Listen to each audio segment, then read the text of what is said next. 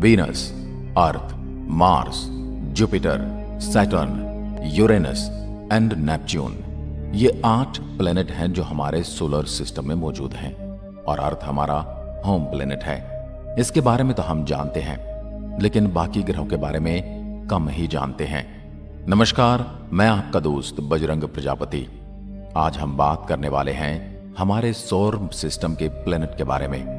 हम जानेंगे कि हमारे सोलर सिस्टम के बाकी प्लेनेट कैसे हैं, उनकी जमीन कैसे है, यहाँ का वातावरण और वायुमंडल कैसा है, वहां पर मिट्टी है, पत्थर है, धातु है या कुछ और है, और कैसा दिखाई देता है हमारा सूर्य उनकी धरातल से।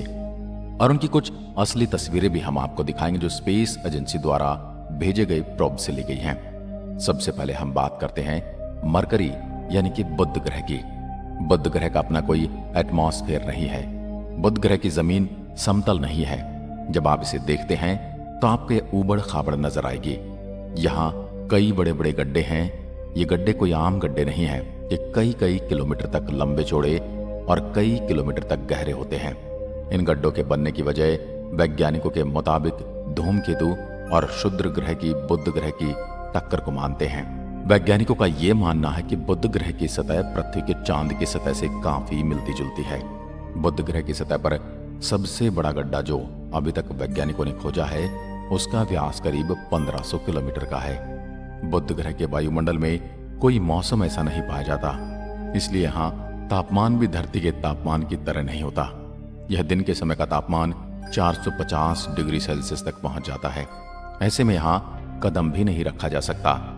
लेकिन अगर हम बात करें रात के समय की, तो रात के समय में तापमान -179 डिग्री सेल्सियस तक गिर जाता है। दोस्तों, बुध ग्रह पर वायुमंडल नहीं है, जिसकी वजह से यहाँ तापमान नियंत्रित नहीं रहता और रात होते ही ठंडा हो जाता है और दिन में गर्म होना शुरू हो जाता है। बुध ग्रह पर अभी तक 2 अंतरिक्ष यान भेजे जा चुके हैं। दोस्तों, बुध ग्रह सूर्य के सबसे नजदीक वाला ग्रह है, किंतु फिर भी बुध ग्रह हमारे सौरमंडल का सबसे गर्म ग्रह नहीं है।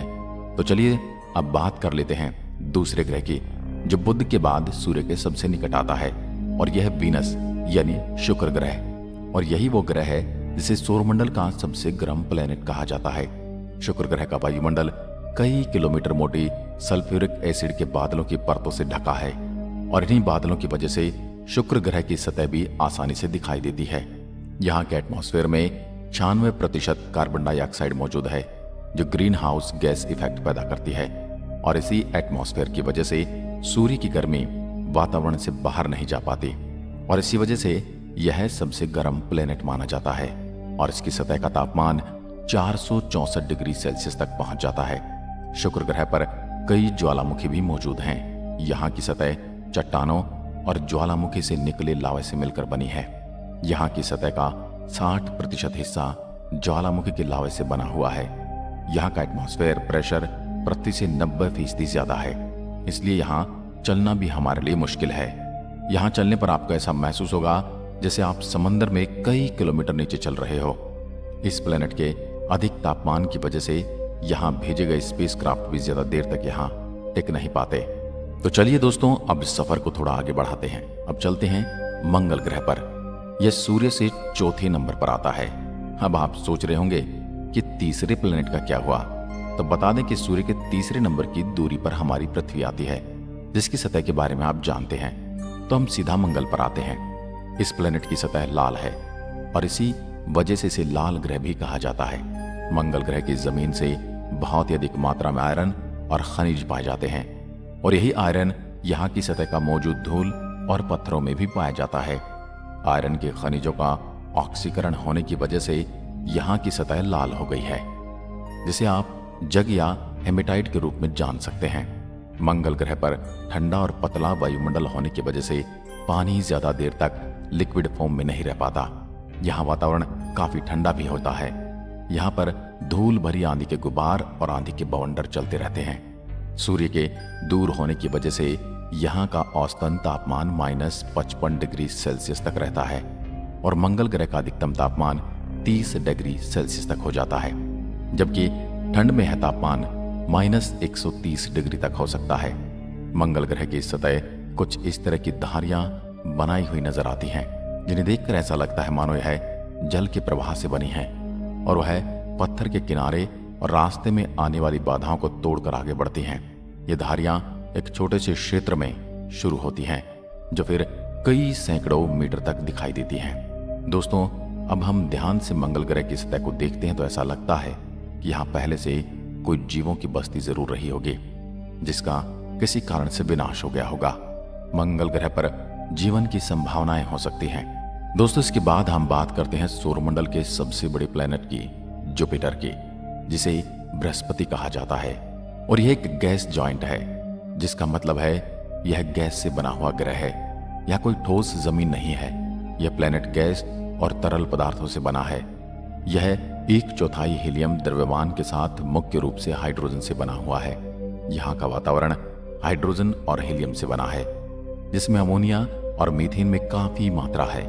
यह वायुमंडल हजारों किलोमीटर की गहराई तक फैला हुआ है और इसे नजदीक से देखने पर यह तूफानी बादल की तरह नजर आता है। ये खूबसूरत दिखने वाले बादल असल में बहुत ही खतरनाक और जानलेवा हैं। यहाँ का वातावरण घने बादलों से भरा हुआ है। यह दिखने में घने धुएं की तरह दिखाई देता है जो बहुत ही अजीब नजर आता है। जुपिटर इतना बड़ा ग्रह है जिसमें 1300 पृथ्वी समा सकती हैं। तो चलिए अब आगे बढ़ते हैं और बात करते हैं सैटर्न यानी शनि ग्रह की। जब आप शनि ग्रह की तस्वीर को देखेंगे तो आपको इसके चारों ओर एक रिंग दिखाई देती है। दरअसल यह रिंग जमी हुई बर्फ के छोटे छोटे पार्टिकल और चट्टानी टुकड़ों से मिलकर बनी है और यह जमी हुई बर्फ सूर्य से आने वाली किरणों को काफी हद तक रिफ्लेक्ट करती है और इसी कारण से यह चमकीले नजर आते हैं। यह प्लेनेट भी एक गैस जाइंट है जिसमें हाइड्रोजन और हीलियम गैस की मात्रा ज्यादा है।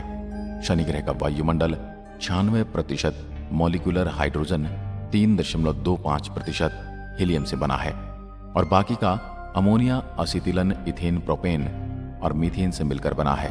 यह वायुमंडल बहुत ही तेज हवा पैदा करता है जिसकी रफ्तार 2000 किलोमीटर प्रति घंटा होती है। जैसे जैसे हम वायुमंडल में नीचे की ओर जाते हैं, यह तापमान और एटमॉस्फेयर प्रेशर बढ़ता चला जाता है। यहाँ भी कोई ठोस जमीन नहीं है। यह प्लेनेट पूरा का पूरा गैस से निर्मित है और हम इस ग्रह पर लैंड नहीं कर सकते। हम आपको बता दें कि शनि ग्रह पर अब तक 4 मिशन भेजे गए हैं, जिनमें सबसे पहले पायनियर 11 था, इसके बाद वाइजर 1 और वाइजर 2 था और अंत में भेजा गया कैसिनी हॉयगेंस और इसी मिशन में हमने शनि को नजदीक से देखा था। चलिए अब बात करते हैं अगले प्लेनेट की। अब बारी आती है यूरेनस की, यानी अरुण ग्रह, और यह भी एक गैस का गोला है। यूरेनस पर कोई भी ठोस सतह नहीं है और वाइजर 2 एक ही ऐसा मिशन है जो यूरेनस पर भेजा गया है। दोस्तों, यूरेनस और नेपच्यून की बात करें तो यह जुपिटर और सैटर्न के मुकाबले बर्फ की मात्रा अधिक है। बर्फ के अलावा यहाँ अमोनिया और मीथेन गैस की बर्फ भी मौजूद है और इसी वजह से इन्हें बर्फीले गैसीय ग्रह भी कहा जाता है। यूरेनस के एटमॉस्फेयर में 83% हाइड्रोजन, 15% हीलियम और 2% मीथेन गैस मौजूद है। यूरेनस का वायुमंडल बाकी सभी प्लैनेट से काफी ज्यादा ठंडा है। यहाँ का औसत तापमान -224 डिग्री सेल्सियस है। मीथेन गैस सूर्य से आने वाली सभी लाल किरणों को अवशोषित कर नीले रंग को दर्शाता है और यह प्लैनेट नीला दिखाई देता है। अब बारी आती है सौरमंडल के अंतिम ग्रह यानी नेपच्यून की। दोस्तों, इस प्लैनेट के आसपास भी रिंग है।